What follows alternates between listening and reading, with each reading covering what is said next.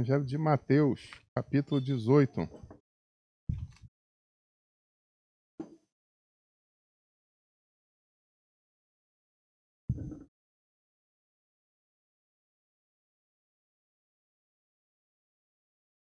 Mateus 18, versículo 1 ao versículo 8. Todos acharam? Assim diz a palavra de Deus. Naquela hora, os discípulos se aproximaram de Jesus e perguntaram: quem é o maior no reino dos céus?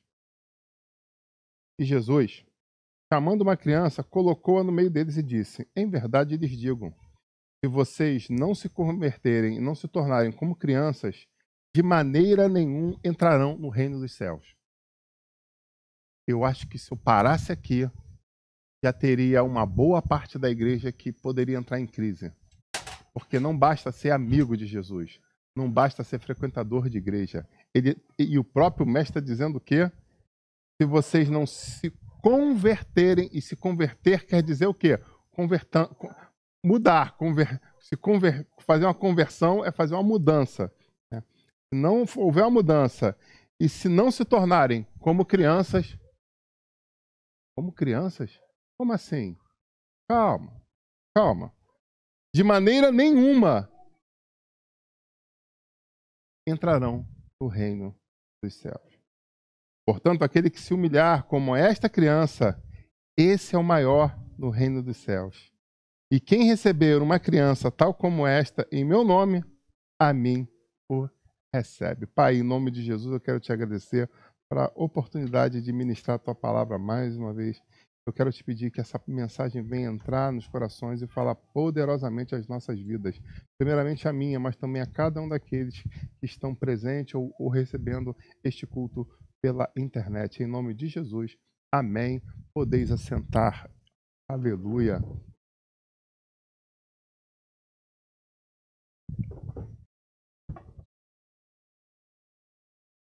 Essa mensagem falar sobre cumprimento da profecia.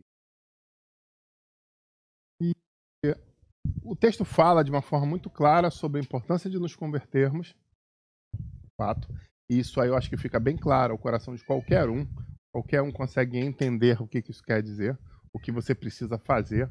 Mas a segunda coisa talvez fique um pouco subliminar para muitos. O que ele quer dizer sobre a questão de ser como uma criança? E eu fiquei refletindo nisso e eu estava em casa ontem e é muito interessante que nesse momento eu estava estudando língua portuguesa, mas entre uma aula e outra eu parei, acho que eu fui beber água. Quando eu tentei de novo para começar novamente a aula, o Espírito Santo ministrou o meu coração. E ele me trouxe uma visão de algo que eu vou dividir com vocês, para que possa ser clareadamente de cada um daqueles que estão ouvindo. Ele fala sobre ser como uma criança. E eu falei, mas Senhor, como trazer isso para a igreja de uma forma que seja lucidativa? E na mesma hora ele falou para mim, assista a um filme agora. Parei e falei, mas E aí ele me mostrou qual filme. Eu falei, Senhor, mas eu já vi esse filme. Ele falou, você não viu esse filme como eu vou te mostrar agora. Aí eu, movi toda a família, falei, vamos achar esse filme, porque eu preciso assistir esse filme agora. Porque o Senhor quer falar algo conosco através desse filme. E assim nós fizemos. Procuramos, achamos o filme e colocamos um filme de um homem muito famoso e reconhecidamente muito inteligente, que é um filme de C.S. Lewis. É um filme baseado num livro de C.S. Lewis.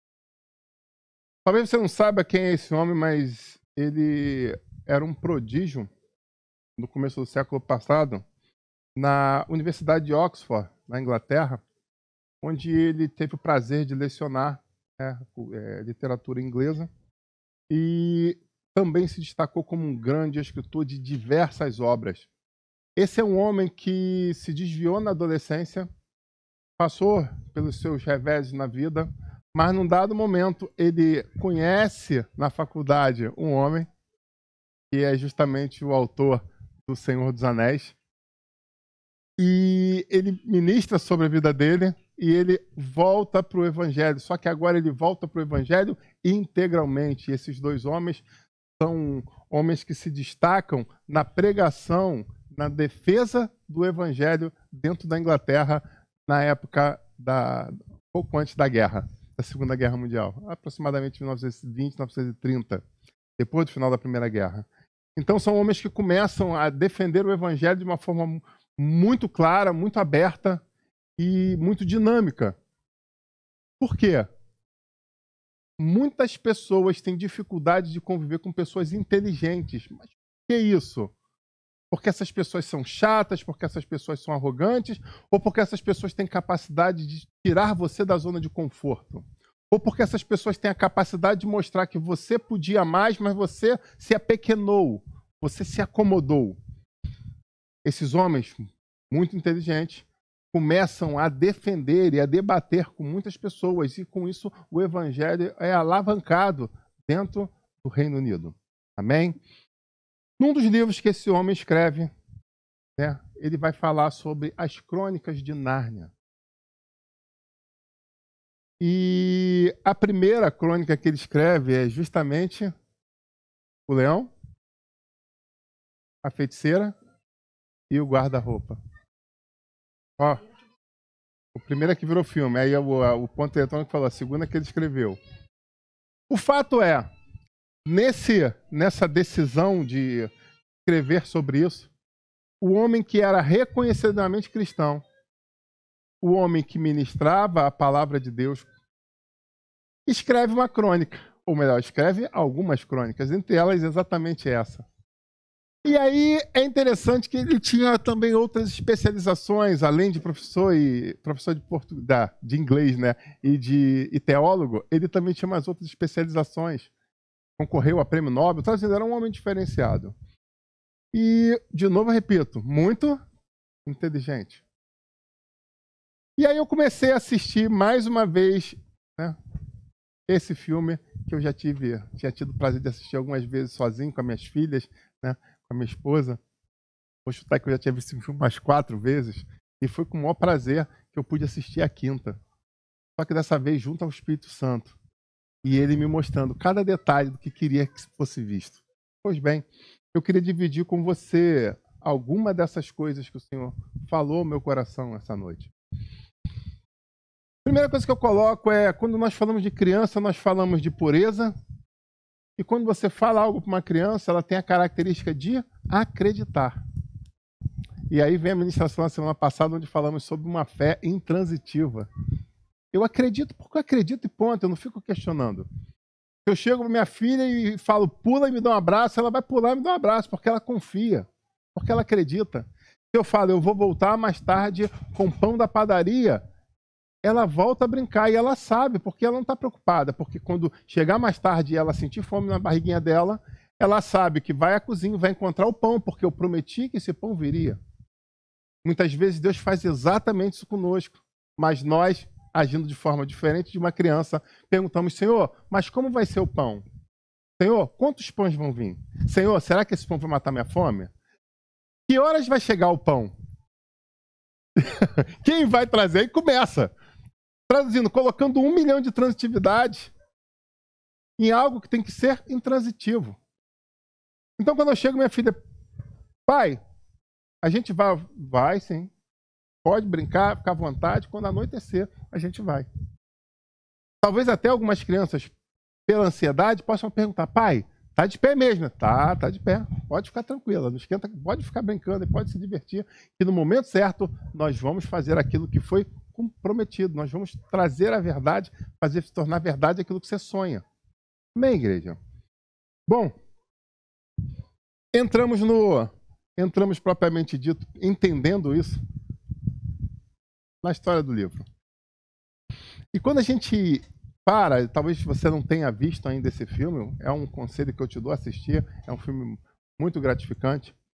Ele vai falar sobre uma época de guerra, o mundo está na Segunda Guerra Mundial, os homens são alistados, Eu já trouxe uma ministração sobre isso aqui recentemente, eu tenho uma mensagem sobre isso, sobre o ataque que Hitler fez sobre a Inglaterra. O livro vai trabalhar exatamente esse momento que começam os bombardeios para devastar a Inglaterra, e eles fazem o quê? Mandam as crianças para o interior. A decisão que é tomada para o esforço de guerra é mande todas as crianças, o máximo de crianças possível, para parentes no interior. E assim acontece com eles. Eles vão para o interior, para a casa de um tio excêntrico, por assim dizer, um tio esquisitão. E naquela casa cheia de regras, eles começam a ser crianças.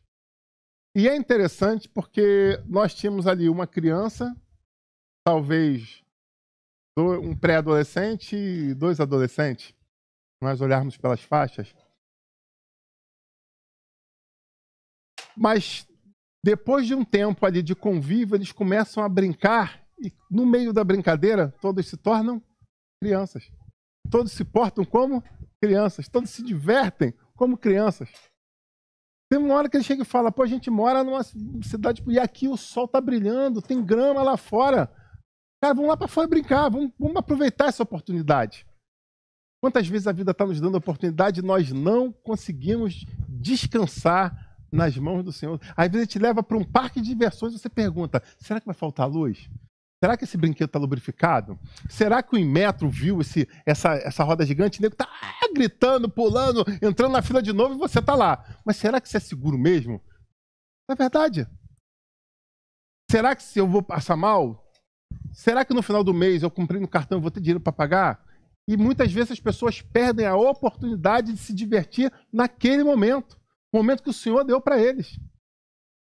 Olha que legal. E aí eles começam a se divertir no passar do filme. A criança, num dado momento, vai brincar de pique-esconde. E como eu disse, pessoas inteligentes, às vezes, não são totalmente diretas nas suas construções. Elas fazem pontes. E o autor escreve exatamente que aquela criança vai se esconder dentro de um guarda-roupa. Aí você pergunta, tá, mas o que é existir um mundo escondido dentro do guarda-roupa? É a moral do filme? Esse é um filme dos anos 90, eu posso te dar spoiler se você não viu ainda. Né? Mas, na verdade, o que precisava ser interpretado, o Espírito Santo falou no meu coração, que ela decide abrir a porta e entrar pela porta. E entrando pela porta, ela consegue experimentar onde era inimaginável que algo diferente podia acontecer. Ela tem experiências totalmente novas, totalmente inusitadas, totalmente extraordinárias. A palavra de Deus fala que o Senhor bate a porta, mas que você só teria experiência com Ele se você o quê? Decidisse abrir. E é exatamente isso que acontece no filme. A porta é aberta. E ela adentra por essa porta e ali ela vive um novo mundo. Ela descobre que depois dessa porta, depois daquilo que parecia ser o óbvio, que é o guarda-roupa, ela descobre que existe um outro mundo. Ali, o mundo da imaginação, um mundo encantado. Mas o autor nos faz flutuar nos nossos pensamentos. Um autor cheio do Senhor e do Espírito Santo nos faz entender que existe um outro mundo. Além daquele que está diante dos nossos olhos, que está acontecendo paralelamente.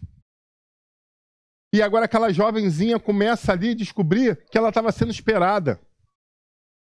Que existia uma profecia que ia falar que os filhos de Adão iriam morar naquele lugar. Meu Deus do céu. Talvez você ainda não esteja entendendo, não é possível. Existia uma profecia que neste novo mundo os filhos de Adão iriam não só viver, mas iriam reinar. Existia uma expectativa em todos esses seres mágicos, entre aspas, que chegaria um momento que os filhos de Adão estariam convivendo com eles todos os dias. Que eles fariam uma parte diferencial nessa história. Olha que lindo isso. Ele nada mais, nada menos está falando sobre o cumprimento da palavra de Deus. Que vai ter um momento que aqueles que decidiram passar pela porta, aqueles que adentrarem neste novo mundo, Aqueles que conseguirem ser puros como uma criança, para acreditar que existe realmente, vão viver experiências extraordinárias. Mas o interessante é que, no conto, ela consegue voltar. E ela consegue voltar com uma oportunidade, com uma grande vontade de fazer com que seus irmãos, aquelas pessoas que ela amava, tivessem a mesma experiência com ela. Olha que legal. E o filme vai desenrolando e coisas vão acontecendo. Até que chega um dado momento que eles, como eu disse, se portando como uma criança, fazem uma peraltice e decidem se esconder. Em vez de enfrentar o problema, eles se escondem. E olha que interessante isso. Muitas pessoas que, diante de dificuldades, não têm coragem de enfrentar, vão se esconder aonde? Dentro do guarda-roupa. Traduzindo, muitas pessoas que, por motivo de dificuldade, de perigo, de risco, decidem abrir essa porta e adentrar para este mundo. O que vai mudar são as motivações. E as motivações vão fazer toda a diferença, e o livro vai falar sobre isso. Porque mesmo entre aqueles que passaram pela porta, mesmo aqueles que tiveram experiência em Nárnia, um ainda conseguiu se perder. E aí você pergunta, mas como ele conseguiu se perder? Eu vou explicar para você. Algumas pessoas, quando passam pela porta e descobrem que existe um outro mundo, alguns deixam se levar pela pompa, enquanto outros deixam se levar pela verdade.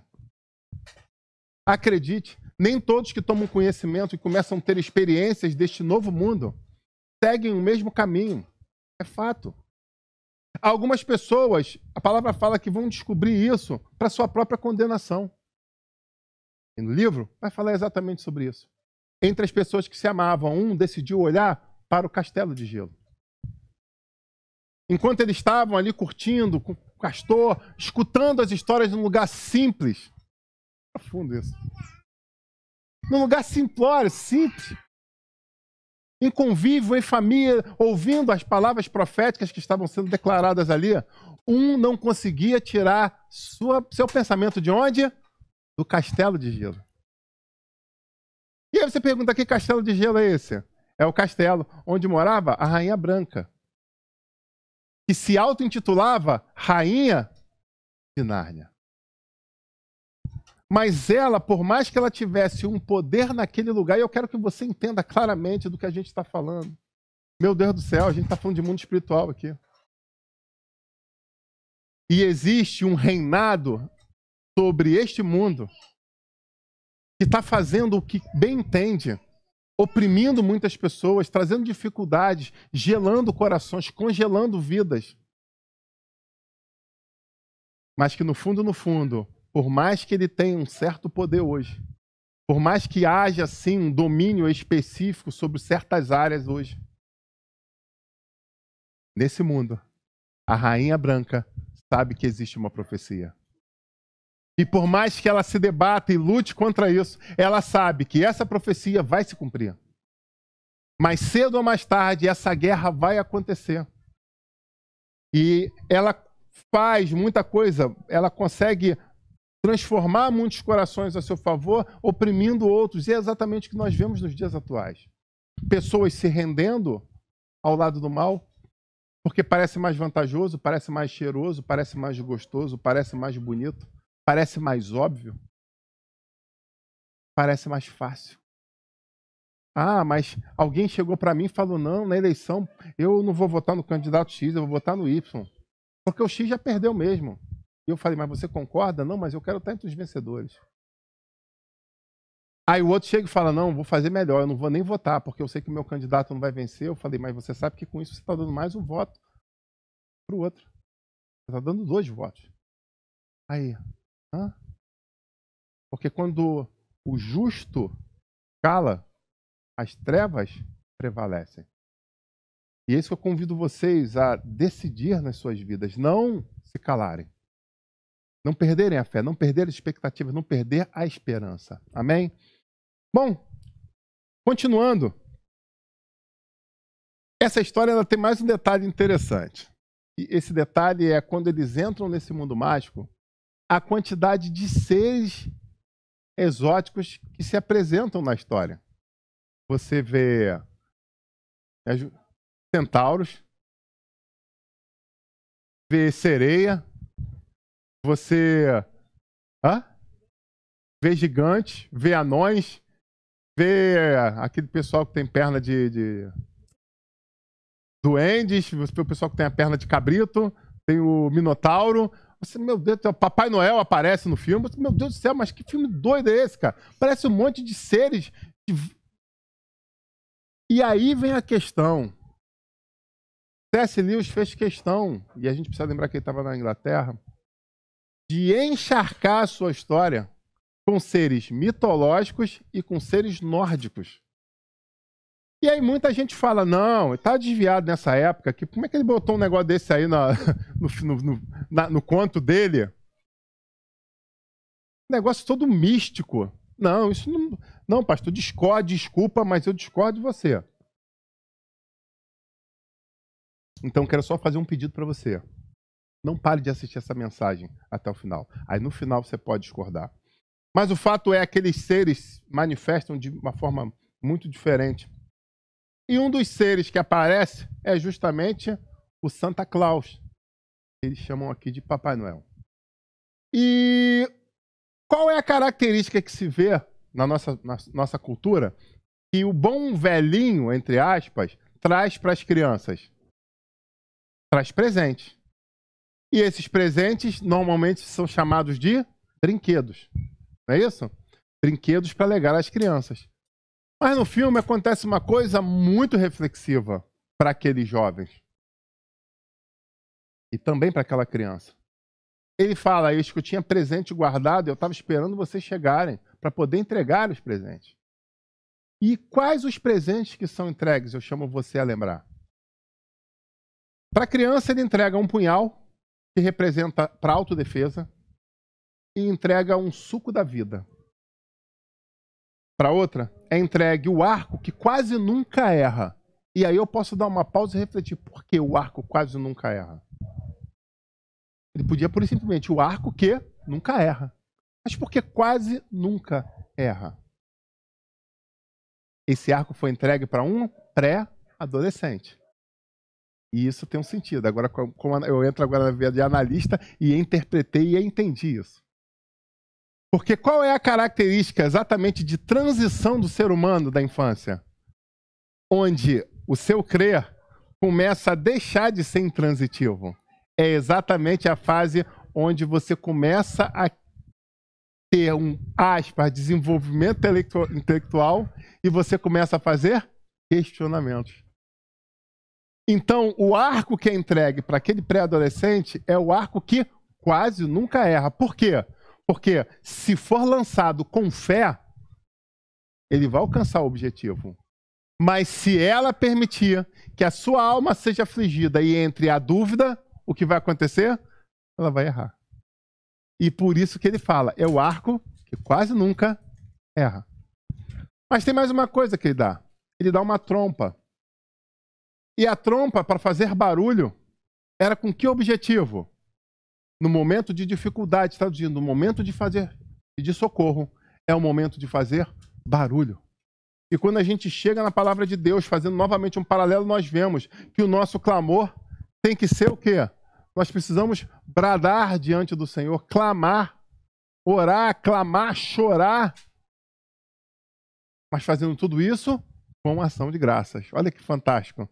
Traduzindo, fazendo tudo isso, faça esse barulho, mas faça crendo que tocando essa trompa, o socorro vai vir. Porque ele é o nosso socorro bem presente na hora da angústia e da tribulação. Amém, igreja? Então, olha só que fantástico, os elementos que estão sendo entregues, mas aí não termina aí. E agora a gente chega ao mais velho. E o que é entregue ao mais velho?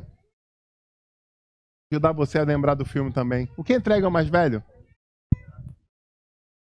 É entregue uma espada e um escudo. E aí você pergunta por quê? Eu acho que a coisa fica muito óbvia. Porque existia uma promessa sobre a vida dele. E o que estava sendo dito ali, naquelas entrelinhas, é que ele precisaria guerrear para conquistar o seu reino. Ele precisaria lutar para conquistar o seu trono. E aí você para e pergunta, poxa, mas justamente essa figura do bom velhinho não traz brinquedo, ele trouxe armas para aquelas crianças, para aqueles pré-adolescentes. E aí eu falo novamente que quem escreveu esse livro foi um homem muito inteligente, onde ele traz de uma forma subliminar uma corda para os pré-adolescentes, para os jovens, que existe um momento de brincar, um momento de ficar recuado, um momento de ficar apático, e um momento que você precisa amadurecer e entender que existe uma guerra aí fora, e você precisa combater esse combate.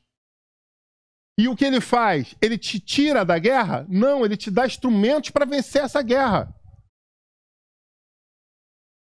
Ele dá ferramentas para que você possa combater esse bom combate, não por simplesmente aparta de você. Bom, agora, com as armas nas mãos, a saga continua.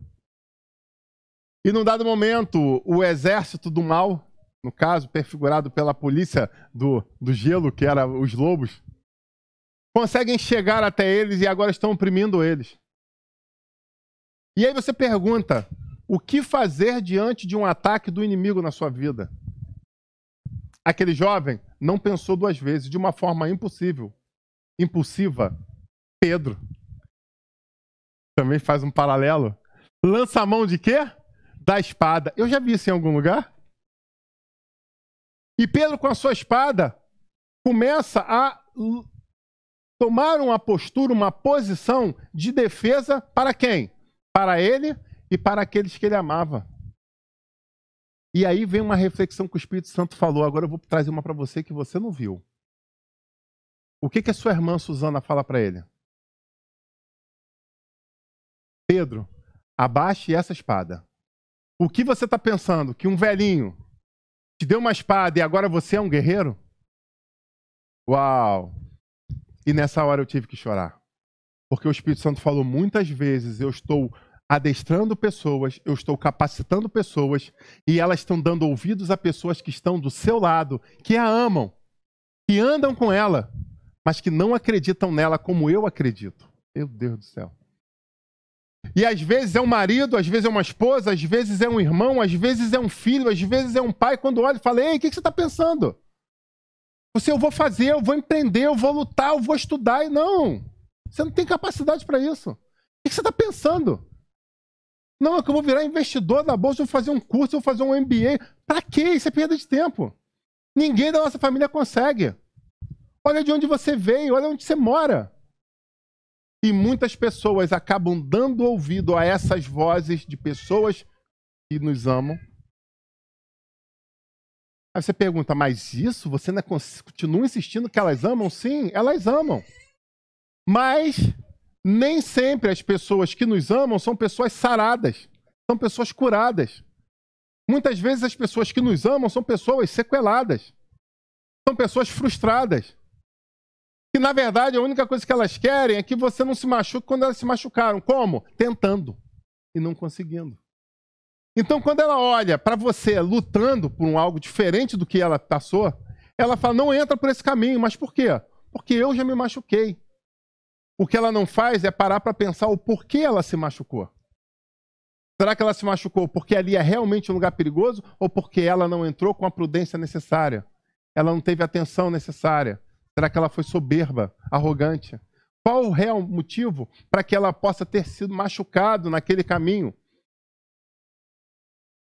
Ou será que depois de tudo aquilo, quando ela se curou, ela escutou uma voz falando, caminha, volta, porque eu sou contigo. E ela mesmo não teve coragem.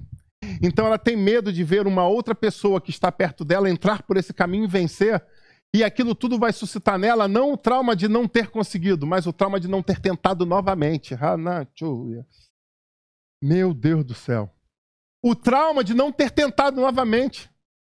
E quando eu olhei para aquela situação, eu vi aquela jovem gritando com seu irmão, tentando desencorajar ele de lançar mão de algo que ele tinha e que era legítimo, porque era dele. Era um presente que tinha sido separado para ele.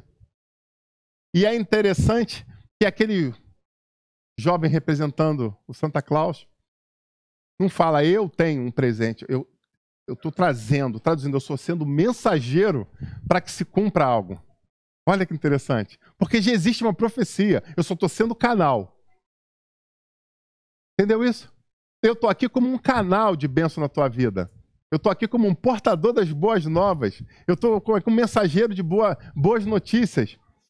E a boa notícia é: afia essa espada, porque você vai entrar em combate. Eu fico imaginando ele pensando, pô, mas isso é um presente, que presente de grego? O cara me traz uma espada gigante, me traz um escudo e manda me preparar para a guerra, isso é presente? E talvez você pergunte, não, isso não é presente, mas eu chamo você a refletir. Qual é a melhor guerra? É a guerra avisada ou a guerra de surpresa?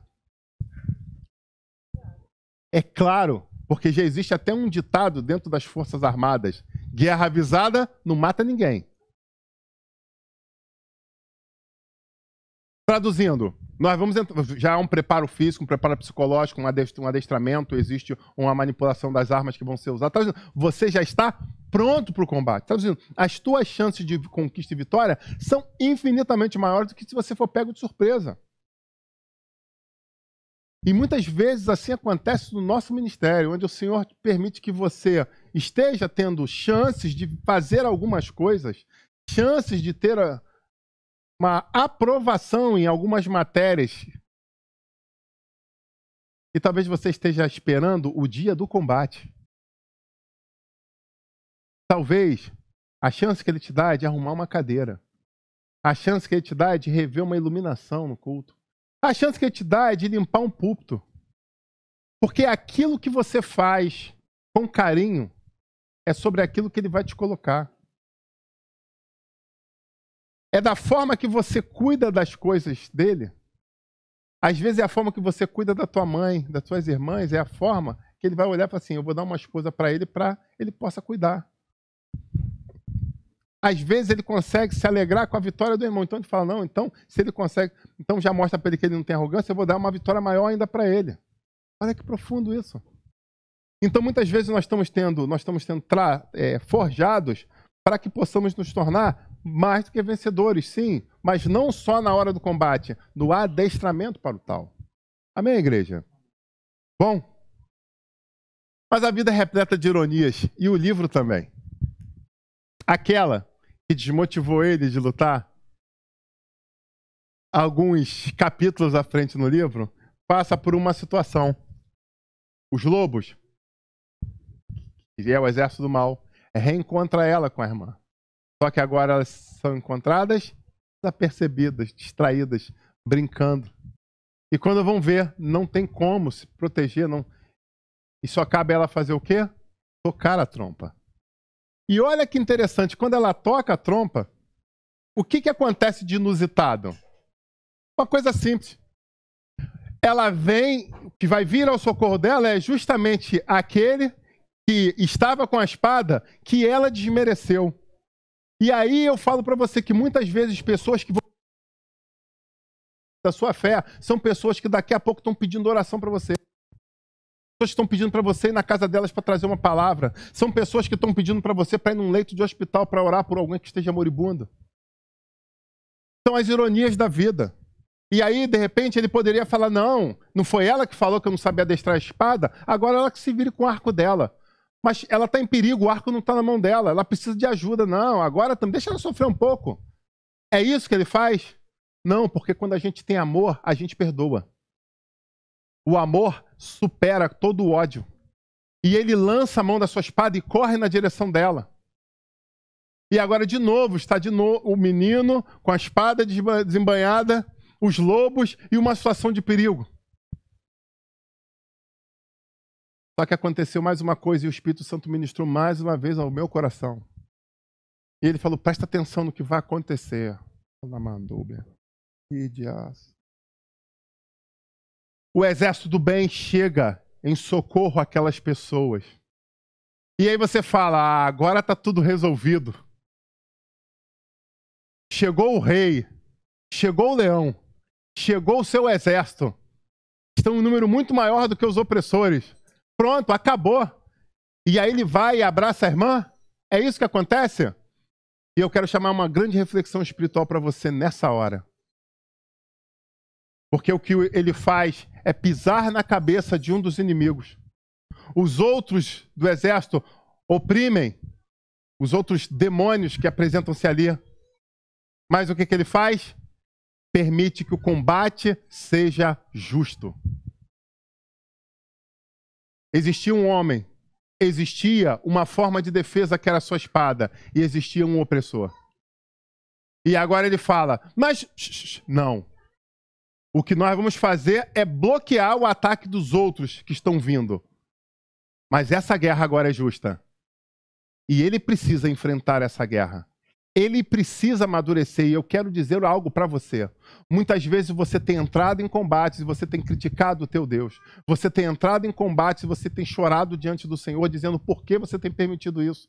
Onde, na verdade, o que ele está fazendo é te amando a tal ponto que ele está permitindo com que você cresça, com que você desenvolva. Esse é o objetivo dele. O que ele está fazendo é através de um bloqueio espiritual, não permitindo que haja injustiça nesse combate.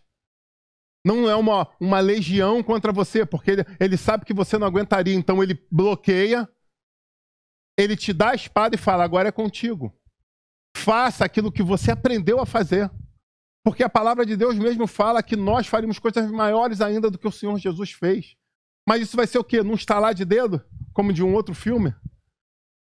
Tem a solução, tem a derrota? É assim que acontece? Claro que não. Quando nós falamos de vida real, de mundo espiritual, nós somos somatório de consequências e atitudes que nós tomamos. E é exatamente isso que ele faz. Agora está Pedro, está sua espada e está o inimigo. Todos os outros estão bloqueados. Agora é um contra um. Agora já não são vários contra um. Não. E aquele jovem, manipulando a sua espada, após um ataque, consegue lograr êxito. E ele mata o inimigo. Ele mata o seu opressor. E aí foi a hora, que foi a visão espiritual que o Senhor me deu. E eu chorei de emoção, glorificando e exaltando o nome do Senhor.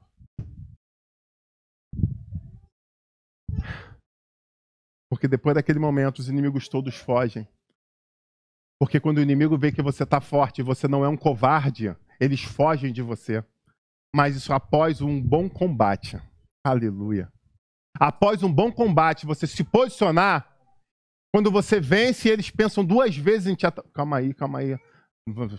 Pode chamar até outra hierarquia, agora que ela já está em outra fase. Não vamos de novo aqui não, porque pra gente já era. Agora chama reforço lá, porque senão vai perder mais gente. E o inimigo não é burro. Ele é o inimigo. Ele recua, ele é astuto. Então ele sabe a hora de perder. Então ele sai para entrar uma nova fase. E assim como nas artes marciais, você vai trocando de faixa, onde novos golpes, nova intensidade de combate é apresentada diante de você. Então não é, eu venci aquele combate, aquele momento lá em 2003 e é por causa disso. Não. Nós estamos em processo de evolução, de constância de combates e vitórias. De vitória em vitória, de conquista em conquista. Amém, igreja? E aí depois que aqueles inimigos fogem diante dele, agora sim, o leão se apresenta diante dele. Pega a sua espada. E num ato, como era muito comum em ato de cavalaria, em reinado e monarquia, manda com que ele se ajoelhe. E naquele momento, coloca sobre ele um título. E a partir daquele momento ele é chamado de quê? Sir Pedro, a ruína dos lobos. Talvez você não tenha entendido isso. Daquele momento que ele vence o combate, o rei declara ele como Ser Pedro, a ruína dos lobos. A partir de agora ele não é mais Pedro, ele é o Ser Pedro. E ele não é somente mais um Ser Pedro, porque cada um deles tem o seu sobrenome, tem a sua alcunha, tem seu legado, tem sua história. E aí qual é a história? É resumido numa frase. Que frase é essa? A ruína dos lobos. A partir de agora, em todos os combates que ele viesse apresentar, vão olhar e vão falar assim, quem é aquele? Aquele é Pedro. Não, Pedro? Ele era Pedro. Agora ele é Ser Pedro. Sabe por quê? Porque ele é matador de lobos. Então ele leva como título junto a ele a ruína dos lobos. Sabe, deixa eu perguntar para você como tem sido os seus combates. O que você tem feito? Fugido de todos eles? Ou você tem enfrentado? Será que nessa noite o Senhor pode colocar uma espada sobre os teus ombros e declarar: quem é você? Quem é você? Qual é o título que ele colocaria a você? Qual título caberia a você? Ser Patrício, o chorão mor. Será que é isso? O corredor de enfrentamentos. O largador de casamentos. Qual é o título que você está levando? Ser fulano ou avestruz que esconde a cabeça, enterra a cabeça diante de qualquer conflito de situação que se apresente? Ou será que você é a dona bandeira branca que diante de qualquer ameaça de combate já pede arrego, já pede não, eu me rendo? Quem é você, pergunto eu? Em nome de Jesus, que nós possamos ser conhecidos como homens e mulheres que combatem o bom combate, para que nós possamos ser proclamados a alguém diferenciado no reino espiritual. Deixa eu dizer uma coisa para você. Você vai levar o título das batalhas que você vence.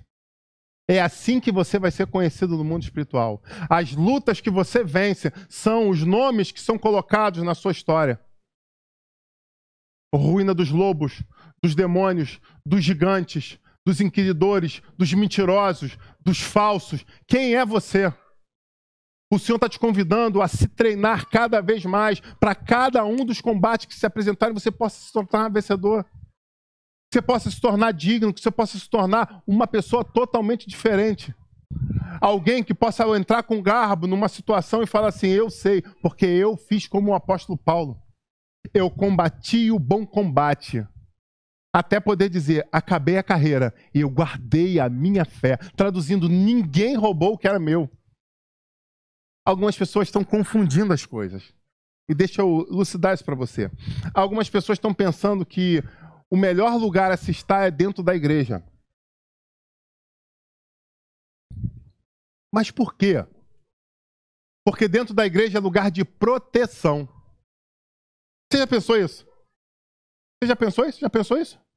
Você já pensou isso? A igreja é lugar de proteção. Então eu vou ficar dentro da igreja porque dentro da igreja eu estou protegido. Aqui dentro nada me alcança. Aqui dentro nada me chega. Mas a pergunta é: qual é a real função da igreja? Eu vou dizer para você. A igreja é lugar de adestramento, exatamente. É lugar de treinamento. É lugar de preparo. Algumas pessoas estão errando, pensando que a igreja é hotel. Pensando que a igreja é como se fosse Suíça, é um lugar neutro. Onde, na verdade, não. Nós entramos aqui, primeiro, para reinventar a nossa vida. E segundo, para entender que estamos em guerra. E terceiro, nos prepararmos para o combate. Algumas pessoas e alguns pastores, me permitam dizer com toda franqueza, estão excluindo a terceira parte. E o que é pior, alguns excluem a segunda também. Aqui é só um lugar de conforto, um lugar de segurança. Mas não alertam as pessoas que nós estamos em guerra. E muito menos que elas precisam se preparar para essa guerra. Porque eles falam que se você ficar aqui dentro, guardadinho, escondidinho, nada vai te acontecer. Mas eu pergunto, foi para isso que nós fomos chamados? Será que quando o apóstolo falou aqui, o apóstolo Paulo falou, que eu combati o bom combate, será que ele não está nos dando um indicativo de algo? Será que nós temos um outro ser muito importante na Bíblia que fala: no mundo tereis aflição, mas tem de bom ânimo? Será que o Senhor Jesus não falou algo nesse sentido? Ele falou: não, que a partir do século tal, a igreja, você vai se esconder ali dentro. É isso que ele fala? Que você não vai ter dificuldade, que você não vai ter conflitos, questionamentos? Tem algum lugar na Bíblia dizendo isso? E sabe, eu ainda vou mais além.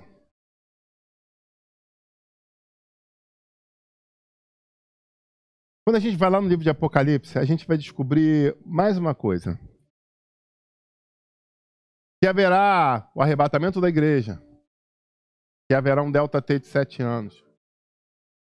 Pelo menos eu creio nessa questão. Se você não crê, eu respeito.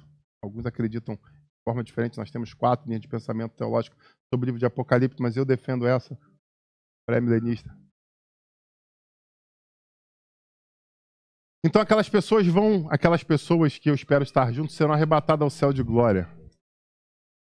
Nós, eu, amém, igreja? Você também? Eu tô aqui lutando para isso, todo dia enfrentando gigantes, todo dia enfrentando lobos, todo dia enfrentando minotauros, seja o que for, eu tô enfrentando, porque eu quero ter uma certeza, que quando não a trompa do medo tocar, mas quando o chofar de Deus tocar, Alá, Job, eu vou ouvir como um poucos escolhidos, que é a hora que ele está me chamando. Mas ele está me chamando para quê? E aí talvez seja a grande confusão que muitas pessoas estão passando.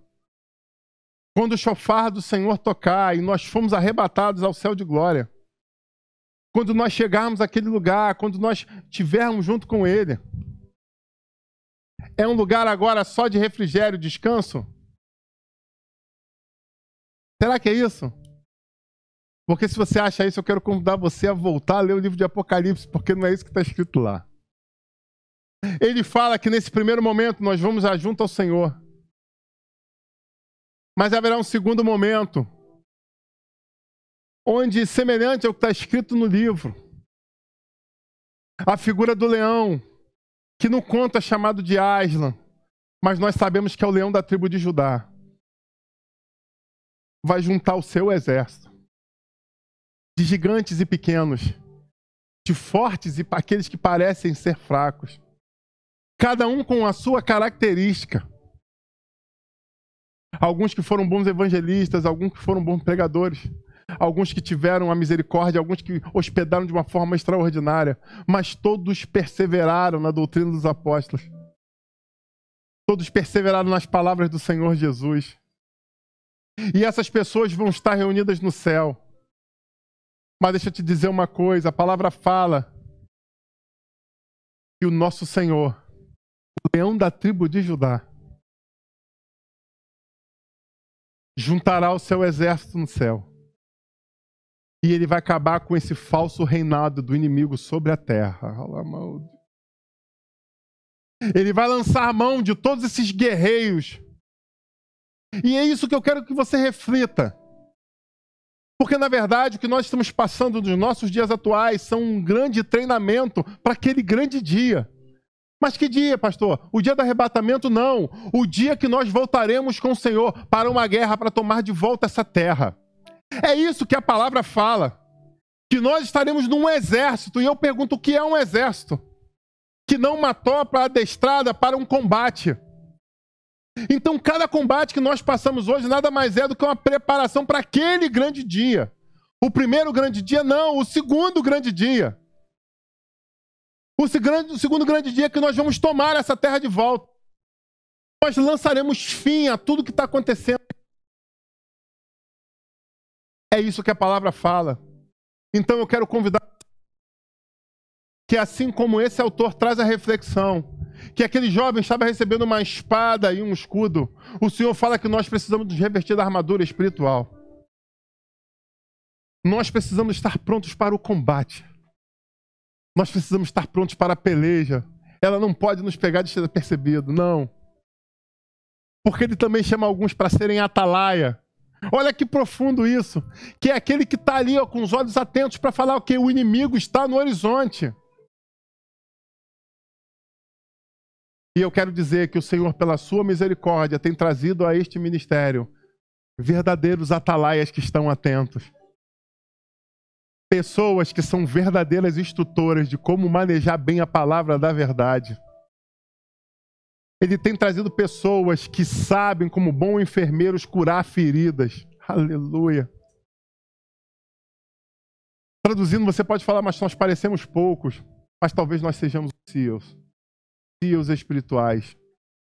Pessoas que estão sendo preparadas para que naquele grande dia, aleluia, possamos fazer parte da tropa de elite que vai à frente no combate. Aqueles que vão poder olhar para a coxa e ver o nome que está escrito, Aladibia Soura. Porque todos os reis se colocam à sua volta de verdadeiras tropas de elite. E eu pergunto, muitos serão exército, mas o que você quer ser? Você quer ser somente exército ou você quer ser tropa de elite? Porque é isso que o Senhor está nos forjando, a sermos uma tropa de elite. Que combate um bom combate. Que maneja bem a palavra da verdade. Que tem um escudo da fé embraçado para apagar esses dardos que têm voado de uma forma... Meu Deus. Cada vez mais sobre a face da terra. Fazendo com que a palavra do Senhor se cumpra, onde o amor de muitos se esfriaria. Mas aqueles que perseverarem, aqueles que perseverarem até o fim, ele fala, eu dar-te-ei uma coroa da vida. E sabe, a história do livro vai falar exatamente nisso. Em vencer um combate, em vencer os desafios que se apresentam, até que aqueles filhos de Adão são levados a um trono e sobre a cabeça deles é colocada uma coroa. Uma coroa que é dada aos que vencerem. Sabe, eu vendo tudo isso, eu debulhava, as lágrimas desciam, eu falava, Senhor, quão profundo é isso. Eu já agradeço por ter visto esse filme com a minha família, mas agora melhor ainda é ver contigo, Espírito Santo. Muito obrigado, Senhor. E ele falava mais, esse homem escreve esse livro dessa forma por algumas razões. E a primeira é que a Bíblia já é um grande livro de histórias. Histórias fascinantes, histórias extraordinárias. Que deveriam mover o meu e o teu coração de uma forma a sair voando. Mas algumas pessoas, infelizmente, desacreditaram na Bíblia. Algumas pessoas, semelhante ao livro, porque já se passou muitas décadas, talvez séculos, permitiram que a rainha de gelo esfriasse os seus corações. E o Pai, movido pelo Espírito de Deus, escreve a mesma coisa, mas de uma forma diferente. Coloca toda uma situação lúdica para, na verdade, contar a mesma história. Onde pessoas se emocionam, pessoas choram, pessoas refletem. Mas quando sentam para ele para questionar, na verdade ouvem o que é óbvio. Tudo isso se resume a Jesus. Tudo isso se resume ao arrebatamento da igreja. Tudo isso se resume à guerra em Apocalipse. Tudo isso se resume no Senhor e no amor que devemos ter a Ele. É nisso que se resume. Eu quero encorajar você a essa noite receber presente. É de um barrigudinho. A barba tá meio branca. Só não é do bom velhinho ainda. Mas o Espírito de Deus me direciona a trazer presentes para vocês. A trazer espadas, a trazer escudos. A trazer treinamento, a trazer curso. A mostrar a vocês como se orientar num mapa. A como usar uma bússola. Como sobreviver em meio a dificuldades. E como não se distrair no momento da bonança. O Espírito Santo de Deus tem me adestrado para este combate. A cada dia, a cada ano que passa. Mas não somente para que eu me torne um vencedor.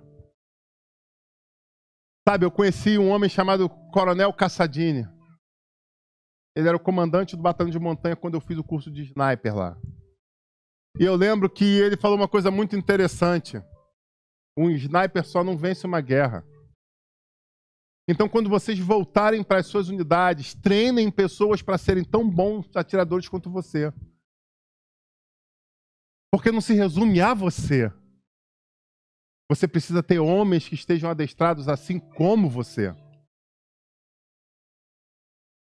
Sabe, na minha carreira eu guardei aquela palavra e assim eu tenho feito. Eu tenho lutado para adestrar pessoas para se tornarem mais do que vencedores em Cristo Jesus. Amém, igreja?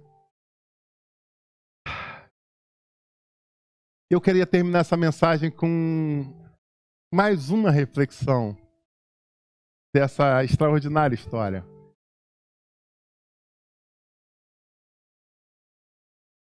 Voltando um pouco, os castores estavam ali levando as pessoas, direcionando as pessoas para um lugar específico, que era o acampamento onde Aslan estava. Sabe, e eu via vários deles perguntando, mas como é Aslan? Como é o leão? Como é o rei? Fala para mim, eu quero ouvir sobre ele. Eu quero ouvir detalhes dele. E algumas pessoas falam, nunca vi, mas eu sei que ele existe. Eu nunca ouvi, mas eu ouvi o seu rugido. Eu nunca ouvi, mas eu conheço pessoas que me falaram sobre ele, eu confio nelas. Talvez outras falem, eu nunca vi, nem ouvi o seu rugido, não conheço ninguém, mas eu lancei mão da profecia, me deparei com ela, entendi os sinais e eu reconheço, algo diferente está acontecendo. Eu creio na profecia, eu creio no leão. E depois de enfrentar vários perigos pela estrada, aqueles jovens chegam àquele acampamento. E eles estão entrando pelo acampamento e aqueles diversos seres, como eu falei, ele mistura as questões de mitologia nórdica, mitologia grega, mitologia romana. Ele mistura, faz um grande caldeirão de detalhes ali. E quando eles estão entrando, eu lembro que a menina faz uma pergunta, por que todos estão me olhando? E a pequenininha fala, talvez porque você seja engraçada, talvez porque você seja diferente. E agora os filhos de Adão estão chegando à presença do rei, do leão. E eu quero você que já viu o filme, que você lembre exatamente dessa cena, quando eles vão passando pelo meio do acampamento. E eles vão andando no meio do acampamento, o acampamento vai literalmente parando e olhando para eles. Eles não entendiam o porquê. Mas sabe por que estavam olhando para eles? Porque aquelas pessoas que estavam ali conheciam a profecia. Aquelas pessoas que estavam ali olhavam não somente para crianças, mas olhavam para aqueles que tinha sido prometido, que reinaria sobre eles. O mais interessante, que nessa mistura de culturas,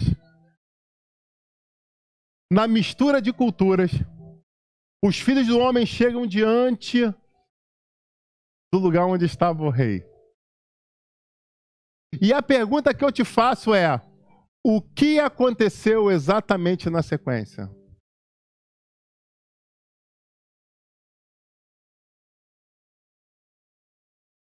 Quando anunciado que eles ali estavam e que o rei iria aparecer, seres nórdicos, seres mitológicos, homens e animais,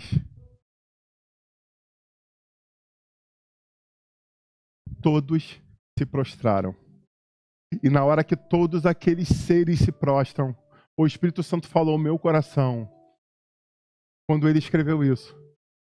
Ele trouxe todas as culturas que estavam à sua volta para dentro de um livro, para que todos soubessem que por mais que aqueles seres tenham seus poderes específicos, diante do Rei dos Reis, diante do Senhor dos Senhores, diante do Leão, todo joelho se dobrará e toda língua confessará que Jesus Cristo é o Senhor. Não importa se demônios, se anjos, se homens, todos irão se prostrar. A diferença é em que posição você vai se encontrar. E ali ele mostrava que mesmo que você tenha diversas crenças, existe um ser supremo, que é o único que merece ser totalmente digno de ser adorado. Quero te convidar a se colocar de pé nesse momento.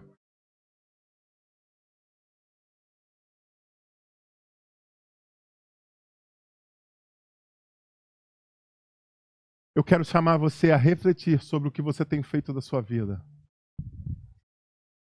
E a entender que existe uma reunião marcada para mim e para você, e que mesmo que você não queira, todos nós teremos que comparecer. E naquele grande dia, algo especial, mas muito especial, vai ser decidido. Haverá um tribunal para a perdição de alguns pela eternidade e a outros a receber o seu galardão, a receber as suas coroas. Mas nesse ato solene, algo importante precisa acontecer para começar. E esse ato solene se resume a reconhecimento. Reconhecimento de poderio, de força. Reconhecimento de quem é quem realmente. E eu fico com o que está escrito na palavra de Deus. Todo joelho vai ter que se dobrar em reconhecimento de que Ele é o Todo-Poderoso. Ele é o Todo-Poderoso e eu quero dizer, Ele é o teu general. É nesse exército que nós estamos lutando.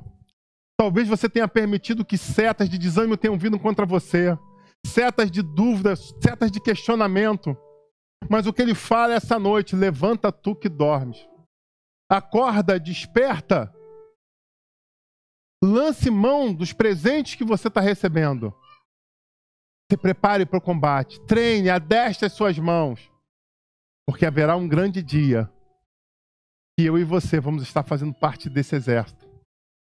E juntos, nós, pela fé, faremos a diferença. Eu quero te convidar a ser tropa de elite. Eu quero te convidar a fazer parte da tropa de elite do Senhor. A cada combate, uma vitória. Um combate, uma vitória. Um combate, uma vitória. Mas que naquele momento que você está acostumado a ver nas lutas, onde o juiz segura a mão dos dois lutadores, onde um será levantado e a outra não, reconhecendo quem é o vencedor publicamente, para que não haja dúvida. Porque existem algumas lutas que são muito ferrenhas e as pessoas ficam na dúvida quem ganhou. E ele faz um ato público diante de toda a televisão, de todos. Quem foi realmente o vencedor? Que você possa entrar em combates e ter a certeza que a mão que vai ser levantada é a sua. Mas saiba que por mais que um homem segure a tua mão e levante ela, quem adestra as tuas mãos e te dá força é o Todo-Poderoso.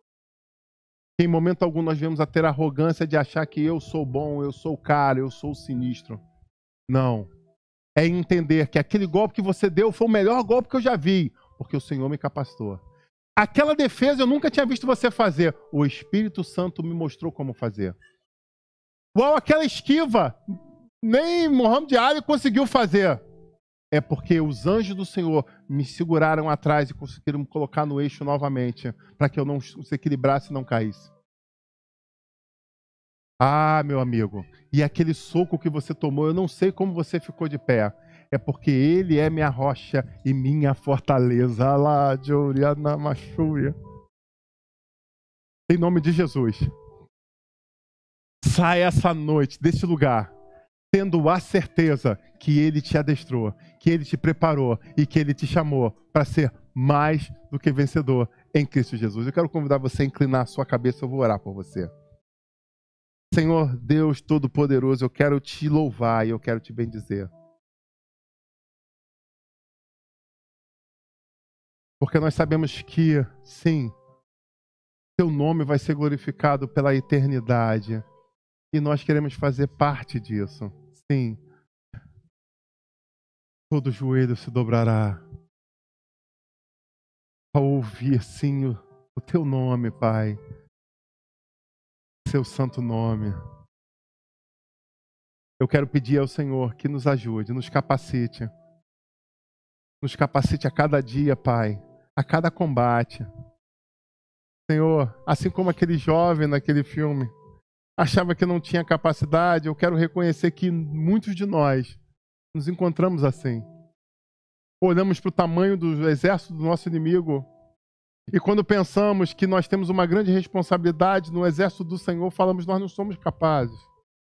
Nós não temos força. nós não sabemos o que fazer. Mas o que eu quero pedir é que teu Santo Espírito venha nos inundar.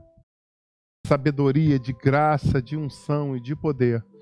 Para que nós possamos entrar nesses combates sabendo que não estamos puros, como muitos falam, mas nós estamos nos movendo na força do Senhor. E é essa força que nos permite fazer coisas extraordinárias. Eu quero clamar ao Senhor, nos move sobre a face da terra de uma forma diferenciada. Nós não queremos ser mais o mesmo, nós não queremos ser qualquer um.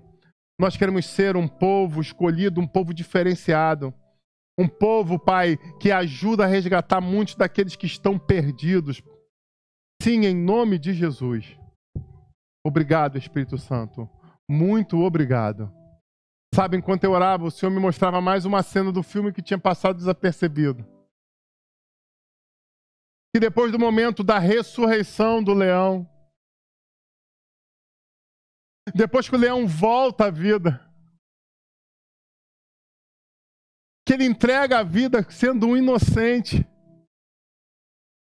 E quando nós estudamos a bibliografia de Lewis, ele fala exatamente sobre isso, que muitas pessoas não entendem que essa magia profunda ele está falando de que é exatamente da unção do Senhor. Muitas pessoas não entendem o poder que há na unção da entrega. Do se fazer, de se entregar pelo próximo, do amar a ponto de dar sua própria vida. Jesus fez isso por nós. Mas o interessante é que quando ele volta, muitas pessoas podem pensar, ele vai direto para o campo de batalha, mas ele fala, não, nós temos um trabalho antes a fazer. E o Espírito de Deus fala ao meu coração exatamente que é isso que nós precisamos, nós temos um trabalho a fazer. Em vez de ele correr na direção do combate, ele corre para onde? Ele corre exatamente para a fortaleza do inimigo. Porque ele sabia que na fortaleza do inimigo existiam muitas pessoas que estavam presas, muitas pessoas que estavam acorrentadas, muitas pessoas que tinham sido petrificadas por permitirem que seu coração fosse endurecido. E a primeira coisa que ele chega lá é com um bafo, com fôlego de vida, sopra sobre a vida daquelas pessoas que ali estão, para trazer libertação. E uma vez libertas, essas pessoas se juntam ao grande exército para combater o bom combate. E o Espírito Santo fala ao meu coração que um dia nós recebemos esse fôlego de vida. E agora é a nossa vez de sair por esses portões para ajudar a salvar pessoas que estão presas no território do inimigo. Nós não devemos fugir, nós devemos ir exatamente para lá. É lá que o Senhor nos espera. É lá que o leão nos espera. No terreno do inimigo, na fortaleza do inimigo, para arrancar cativos que lá estão. Esse é o nosso chamado. Muitos talvez até vão correndo para frente de batalha. Mas o Senhor tem nos chamado para literalmente sermos resgatadores. E é por isso que o nome desse ministério é Goel. Eu e você somos resgatadores daqueles que estão presos. Resgatadores daqueles que estão endurecidos. Resgatadores daqueles que estão aprisionados. Para que junto conosco possamos formar um grande exército. Eu agradeço a Deus por essa rica oportunidade. Eu agradeço a Deus pelo carinho dele sobre as nossas vidas. E como eu disse no começo, esse é um domingo na qual eu estou aqui para dizer, valeu a pena para tudo que eu estava fazendo para estar aqui. Obrigado, Senhor. Obrigado, Espírito Santo. Muito obrigado.